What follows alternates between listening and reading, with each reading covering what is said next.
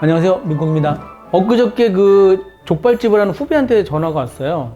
족발집을 오픈한 지 한 7개월 됐는데 이런 질문을 저한테 했습니다. 형님, 문의가 있어서요. 코로나 때문도 있는데 주위 다른 매장들에 비해 홀 손님이 적은 듯 해서요. 홀 손님 늘리기 위한 형님의 방법이 따로 있으세요? 최근 배달도 약간 떨어졌는데 홀이 안 돼도 너무 안 돼서요. 이렇게 카톡이 왔습니다. 그래서 족발집의 특성이 뭐냐면은 홀 매장, 워킹 손님을 맞이하는 시스템과 배달 시스템을 거의 50대 50으로 가져갈 수도 있어요. 어느 집은 홀 손님을 위주로 하지 않는다면 배달이 또 많을 수도 있고, 어느 집은 또 배달은 많지 않아도 홀 손님을 꽉 채우는 매장도 있어요. 그게 그 족발의 약간 장점입니다. 그런데 이 친구가 지금 시작한 지 6, 7개월 됐는데 홀 손님이 많이 줄었다고 얘기를 해요. 주변에 한번 봐라 그랬더니 주변에는 좀 괜찮다고 얘기를 하더라고요. 근데 자기네만 좀 떨어진 것 같다고.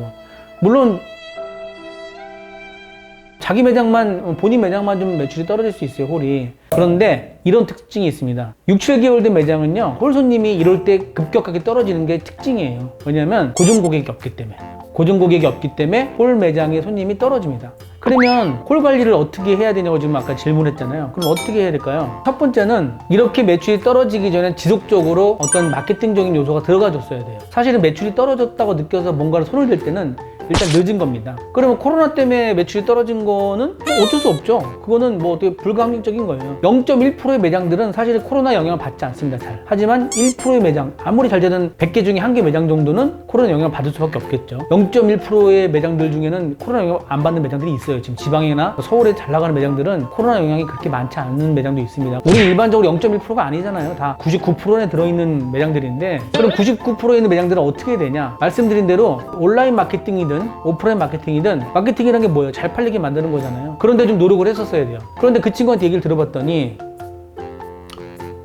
마케팅에 돈을 별로 안 썼어요. 그냥 기본적인 것만 썼죠. 뭐 블로그 몇 팀 불러오서 체험단 쓰고 이런 것만 했는데, 사실은 그렇게 하는 것도 다행이긴 해요. 뭐 어쨌든 온라인상의 정보가 잘 만들어져 있느냐 제가 또 점검을 해봤더니 잘 안 만들어져 있더라고요. 블로그를 아무리 열심히 많이 해도 온라인상의 세팅이 잘 안 돼 있으면 그 네이버나 구글에서 이 세팅 값을 받아들일 때 정확하게 받아들이지 못해요.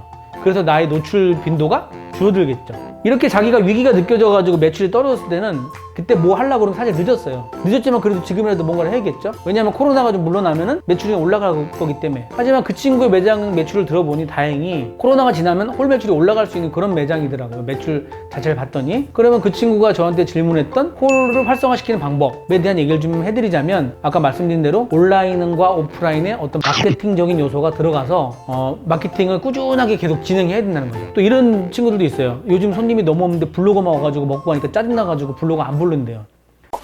그러면 안 되고, 블로거는 꾸준하게 더 체험을 시켜주고 글을 쓰게 만들어야 돼요. 왜 그러냐면요, 블로거나 온라인상에 텍스트를 입력하는 건 네이버 로봇이나 구글에 있는 로봇이 그거를 식량으로 먹는 거예요. 식량으로 먹고 그 매장을 표현해줘요. 아, 이 매장은 어떤 매장이야, 족발집인데 족발 중에 매운 족발이야, 맛있는 족발이야 라고 그 영리한 로봇가 발달했을 거 아니에요. 그 로봇들이 나를 정의해주는 거예요. 정의. 어떤 매장이라고. 그래서 그 블로거들이 먹는 걸 억울해하지 마시고, 아니면 본인들이 글을 쓰든가.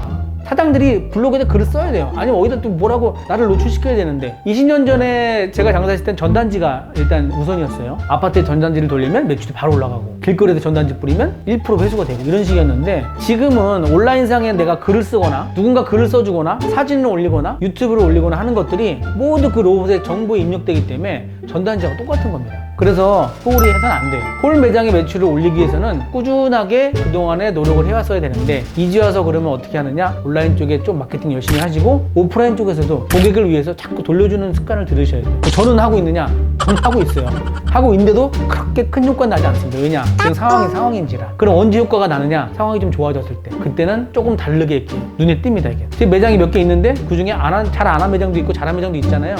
확실히 티가 나요. 비교 대상이 됩니다. 여러분들도 지금 배달이 강세기 때문에 배달 열심히 하는 거는 좋습니다. 매출을 올리기 위해서. 하지만 배달 수익률이 많이 떨어지기 때문에 배달에 너무 의존하셔서는 안 돼요. 아예 배달 전문 매장이면 모르겠지만 오프라인을 하는 매장이 배달을 끌고 갈 때는 너무 배달에 의존하셔서는 안 돼요. 왜냐? 상황이 좋아지면 반전 상황이 오게 돼 있습니다. 그거는 20년 경험에 의해서 말씀을 드리는 거예요. 상황이 좋아져서 만약에 배달이 줄어들고, 배달이 줄어들었을 때는 오프라인이 올라가느냐? 그렇지 않아요. 오프라인을 꾸준히 잘하셔야 돼요. 그래야 나중에 배달에 줄어도 그 배달 줄어든 매출이 오프라인 쪽으로 가는데, 배달에만 너무 신경을 쓰게 되면 그 집은 배달 매장으로만 인식이 되고 배달 매장으로만 특화되기 때문에 오프라인 매출이 올라가지 않습니다. 지금 여기에 대한 답은 꾸준한 마케팅이 필요하답니다. 꾸준한 마케팅이 필요하답니다. 여러분들은 지금 고품격 먹방 채널 민쿡의 먹장 목사를 보고 계십니다.